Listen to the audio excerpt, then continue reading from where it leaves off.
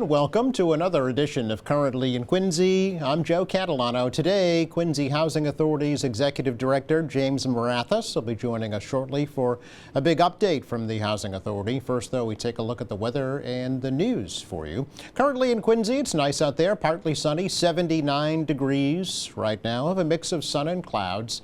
Today with highs in the low 80s, still kind of muggy this afternoon. Clearing out this evening, lows drop off into the mid-60s and very summer-like week for the last week in June. Lots of sunshine tomorrow, pretty warm with the high upper 80s to near 90. We're talking Triple H weather here on Wednesday, hazy, hot and humid with some afternoon and evening thunderstorms. Wednesday's highs into the low 90s, but that clears out some of the humidity for Thursday, leading to a drier day with the sun and clouds. Thursday's highs in the mid-80s, and Friday looks very nice right now too. Again, 79 degrees with partly sunny skies in Quincy. Checking out news for you today, Quincy is moving ahead with plans to create a municipal broadband network to compete with Comcast to provide internet service here in the city. The City Council just last week did approve $250,000 to begin marketing the new service to the public. The city's been working with Entry Point Networks since 2018 to create this new service. The company spokesman, Bruce Patterson, said the next step is to find out how many residents actually want the new service. Delivering services across that infrastructure to the residents. We would expect to see that at $70 a month for 1 gig speeds with no data cap and no contract for those that wanted to make use of that network. So those are the preliminary feasibility numbers that we're seeing come in.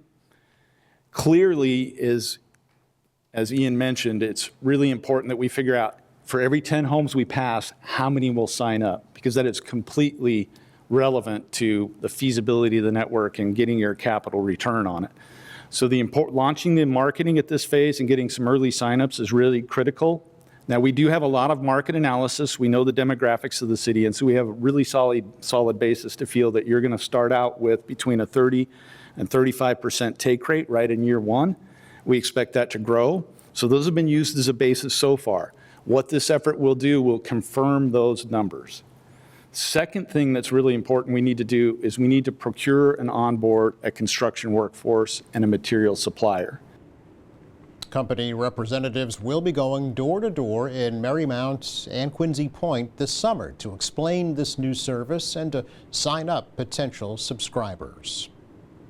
Preliminary work on a new Squantum Elementary School will be getting underway this summer. Last week, the City Council agreed to a $1 million advance on the total budget for the new school to get the process underway. Commissioner of Public Buildings Paul Hein said the preliminary work this year will pave the way for construction of the new school to begin next year. Anticipate the approval of the MSBA of that schematic design and thereby direct our architectural team of Arrow Street to begin the design development documents now, rather than sit idle for the 3 months. And that will save us quite a bit of money at the back end to have those plans ready, bid sooner, and construction start sooner. Our advance in that also better aligns the construction schedule with the school schedule. Our hope is to begin preliminary early stage work in spring of 2025, more robust pre-enabling work, summer 2025, have the students in the 1971 building and in the mobile classrooms for September of 2025, and construction begin in earnest. We need funding to do that. We also need funding to do the work that we can do this summer, because the construction site with an active school and the parents and teachers, students back and forth, the construction workers, it's going to be a very tight layout. We want to do as much as we can in 2024. Now, there is a community meeting planned for tomorrow night at 6 p.m. at the Squantum School to talk about the project. The new Squantum School is expected to be ready for students in the fall of 2027.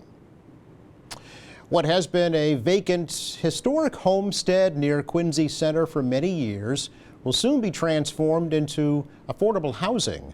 These two side-by-side houses on Spear Street will be converted into a variety of apartments, including at least 2 that will be wheelchair accessible. The city purchased the 1780 buildings last fall for $2.1 million.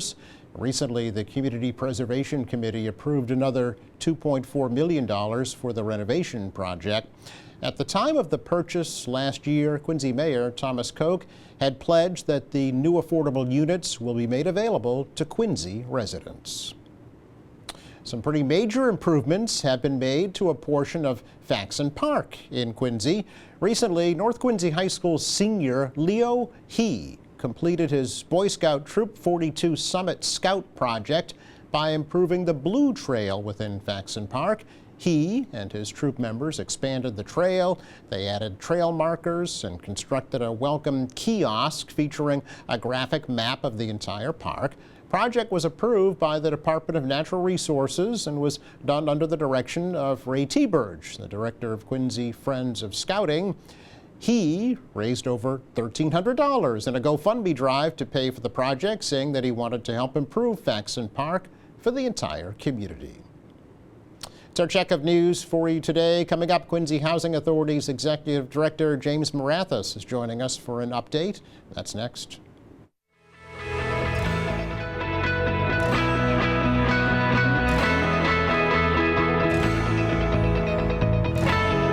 Back, big changes happening at the Quincy Housing Authority recently, so we thought we'd invite Executive Director Jim Morathis back to give us a little update. Good to see you, Jim. Joe, good to see you again. Happy summer, right? Yeah, yeah. It's up on us.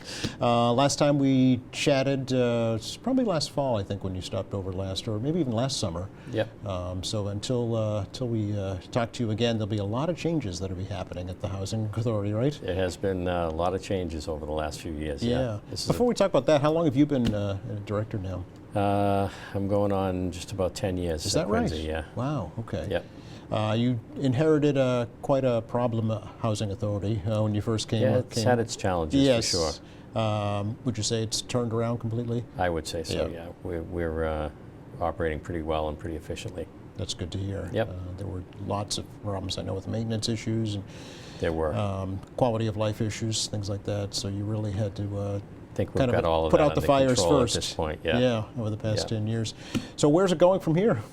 So big move for us is the formation of Quincy Development Corporation. We formed a nonprofit entity, which is an extension of the Quincy Housing Authority. And we've purchased O'Brien Towers and Pagnano Towers recently. And this year we'll be purchasing Riverview and Drone Apartments, and that will get rid of all the federal public housing and convert it all to Section 8 through the RAD process.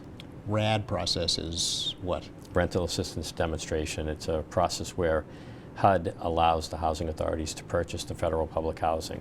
In the long run, HUD wants to get out of the public housing end of it. They see too much of a capital need going forward in the upcoming years on their properties. So they're enabling housing authorities to set up nonprofits and either partner with another developer or to purchase the properties on their own. Okay, which is what the Quincy Which is Housing what we're Authority doing, is doing. right? We're Yeah. purchasing the properties without a partner.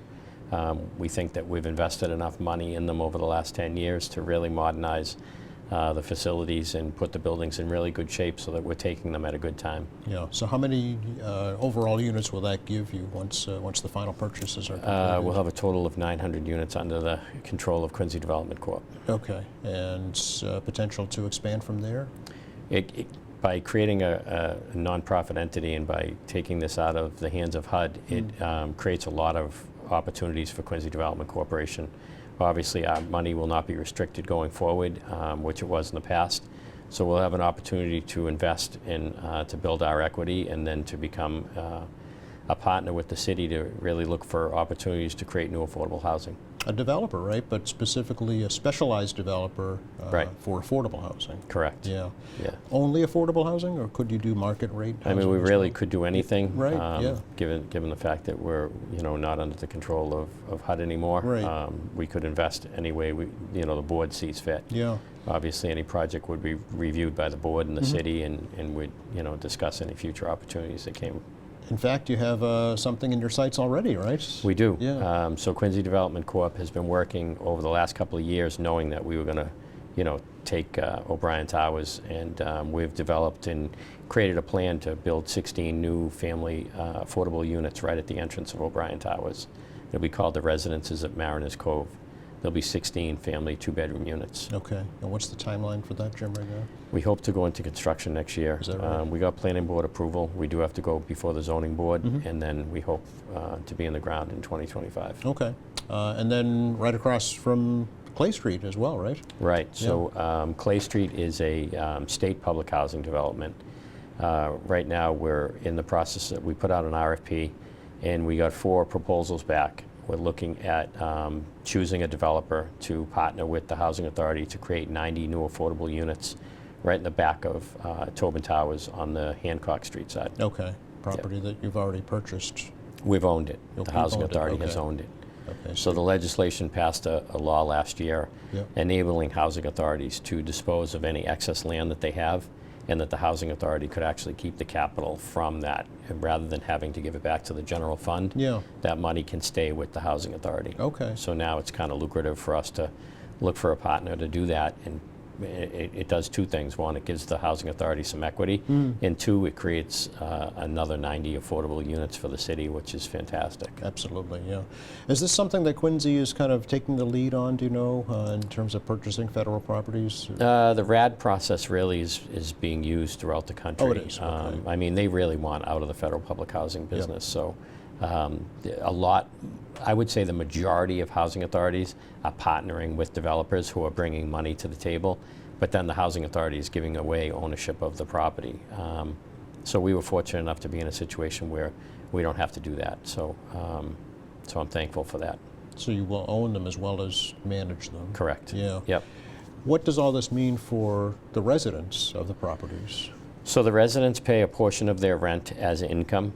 They will continue to pay that same portion of rent as they do now. So that doesn't change on their part. Okay. The only difference is before, the difference between what they paid and what the Housing Authority received came from HUD in the form of a subsidy through the Federal Public Housing Program.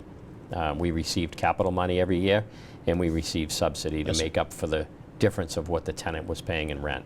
So now all those tenants get Section 8 vouchers, and will be receiving their portion, the shortage of their portion will be receiving from HUD through the Section 8 program. Okay. So it actually increases the rents a little bit, but it increases the rents not on the tenant's portion.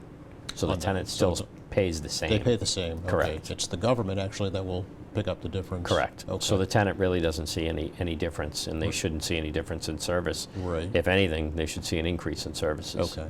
So, and what does that do now for the development corporation in terms of, revenue stream? I mean, it opens up the doors for anything. They Right. can capitalize the asset. They can borrow money against the asset. They can build future housing. They can invest their money any way that the board sees fit. So it creates a lot of opportunities, really, for the city and for Quincy Housing Authority. Now, I remember last time we talked too, the Quincy Housing Authority kind of encompasses other communities now too, right? We do. Yeah. Yeah. Which So we're ones? managing Marshfield, Okay. Holbrook, Hanson, and Hingham Wow, okay. in the city of Quincy. And is the corporation doing the same kind of consolidation there as well as in So Quincy? Quincy Housing Authority is really the overall managing agent. Okay. So think of Quincy Housing Authority more as a manager of property rather than a housing authority. Okay. So Quincy Housing Authority manages properties for the state, which is the state public housing end. Now the new RAD buildings, which is O'Brien and Pagnato, soon to be Riverview and Drowan. And then we manage property for Hingham, Holbrook, Hanson, and Marshfield. I see. So no matter who we do work for, we build them all the same. Yeah. And we do the work, the same throughout all the communities. So Okay. it's really just a managing agent, say, that manages a lot of property. We have 6,500 residents. Is between all the communities? Yeah, so Wow. we're managing right now 6,500 people who are receiving subsidy from Quincy Housing Authority. Yes. Either in one of those communities that I named or through the Section 8 program. We have a huge Section 8 program. Which is the federal program, right, for affordable housing? So it's the buildings receive subsidy through the Section 8 program, Yeah. but we also have a whole Section 8 department. Oh. So we manage, over 2,000 vouchers. That's people that are out renting from private landlords. Okay. And then Gotcha. we're subsidizing the difference. Okay. So would you, is this one of the larger operations in the state? would you Oh, say? clearly, yeah. Clearly, yeah. Yeah. Right. Yeah. Probably, Boston's the biggest one, probably. Well, Boston's getting rid of a lot of they're privatizing a lot of their housing. Oh, So okay. they're kind of scaling back, and a lot of it's going private Oh. with the Boston Housing Authority. Okay, so in terms of Yeah. keeping it kind of public then, Quincy really is setting the standard. Yeah, we're pretty much one of the bigger ones, Yeah. for sure. Wow. Yep. You brought a whole bunch of pictures with you today. Thank you did. for that. I did, Yeah, a sure. little show and tell, because Sure. pictures say 1,000 words, They right? do, yep. Some improvements going on, but first of all, we'll start out with a big cleanup coming up on Wednesday. So every year, we shut down the Housing Authority one day out of the year, and all the employees, administrative and maintenance, we go and we clean up the shoreline, and we clean up all the properties around Snug Harbor, and try to be a good neighbor Yeah. and do something for the community. Oh, And- so not just Housing Authority properties? Yeah, we all- pretty much do all of the beach area, coming in through Snug Harbor, Yeah. wrapping all around by the fire station, Riverview, Yep. and O'Brien Towers, and really focus on beach cleanup. And I mean, in the last years, we've got several tons of trash off the beach in that one day. I believe it, yeah. So, so it's been very successful. We're looking forward to that. We're doing that this Wednesday. Okay. All volunteers needed, of course? Well, anybody that wants to volunteer can certainly come and help us out. Step for right sure. up, yeah. For sure. So again, Wednesday. It's a fun day, and then we have lunch for everybody, and it's a good day. I was going to say, a pizza party afterwards, so a little Yeah, incentive there. there you go. There you go. And ice cream. It's summertime, right? So we need ice cream. Yeah, we recently opened up the water park. The water park is now up and running. Yep. We had a big out-of-school event for all of the kids down there. We got over 500 kids down there under the age of 12. Wow. So we had a big after out-of-school event, and the water park was open for it, and we brought in some ice truck, and it was a nice time. Looks like it was a beautiful day, actually. Speaking of Yep. the water park, there we go. There's a picture of it. Yep. And this is open what days, Jim? It's open all the time. It's Okay. open down on Taft Rail Road. There's a button right in the center of it that starts the water park, and the kids go down there all summer, and they have a blast down there, and Yep. it's a huge addition to the Housing Authority. I would think, especially with the heat wave last week. Yeah, I'm for sure. It was sure. jammed, I'm sure. For sure. Who's this motley crew? Oh, that's our supportive services staff. They do a great job. I was going to say there's an entire crew of people There is. to operate these different functions and these Yeah. different facilities, right? Yeah, we have over 100 employees now. Yeah. And we've really focused in the last few years on building on the supportive service end. So we have elderly support coordinators, family support coordinators. We're running the FSS program, the Ross program, and really it's been great. Probably one of the larger employers now in the city, I would guess. Yeah, I don't know how we fall. You're probably right up there, yeah. A monument that a lot of folks will recognize, the Shed Memorial, right? Yeah, the Palmer Street Rotary really has, it was a grant that we got from the city a few years back ago. We planted it and re-landscaped it and did the monument over, and now that everything is growing in, now that it's been a couple of years, it's just a great park right there in the center of Palmer Street. Yep, the hydrangeas are in bloom. It's Everything's in bloom, everything looks beautiful down looking there great. right now. Used to be called Shed's Neck, before it was Germantown. Oh yeah? Yes. Just a little tidbit for a cocktail I party. prefer Snug Harbor, but Yeah, I think a okay, lot of that's people okay. do. What are we looking at here? Oh, that's the bridge down there by the fire station going out to the beach. Yeah. There's a beach down there so underutilized. I mean, the beaches down there in Snug Harbor are just so underutilized, and they're so beautiful. They're quiet and sandy, and it's a great spot for people to go. Absolutely. And it looks like we're going to have the weather to do it too. And gazebos all over. Gazebos all over, Yeah. thanks to the city and community preservation. We've been able to put gazebos at most of the properties, and the elderly folks and the families enjoy getting out of the sunshine, and they've been a nice addition to all the properties. Nice. What's this here, Jim? So this is Riverview. This is phase 2 of the RAD conversion. So we're going to be looking at taking ownership of all of Riverview and drone apartments. Okay. And again, the residents really the only impact they'll see is the vouchers coming from a different source. Really, Yeah. their payment, their additional subsidy will be coming through the Section 8 area of HUD rather than the federal public housing side. Right. We thought we'd end with a beautiful shot of hydrangeas. Where's this at? That's Snug Harbor. Okay. That's Snug Harbor coming in. Actually, part of the Palmer Street Rotary, I think. There. Okay. Okay. Yep.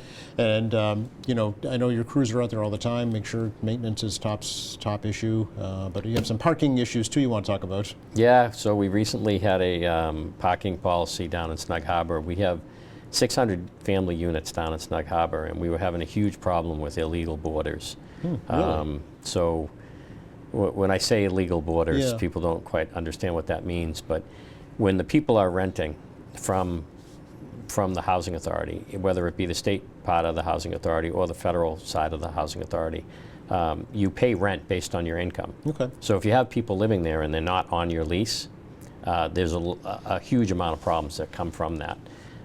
One, the other people that are living there illegally aren't contributing towards rent. Right. So really, it's fraud because They're stealing the essentially. taxpayers Yeah. are now paying the bill for them to live there. So because we pay the utilities, Yes. water, sewer, lights, gas, all of that is put on the taxpayers because we're not collecting rent from the people who are living there illegally.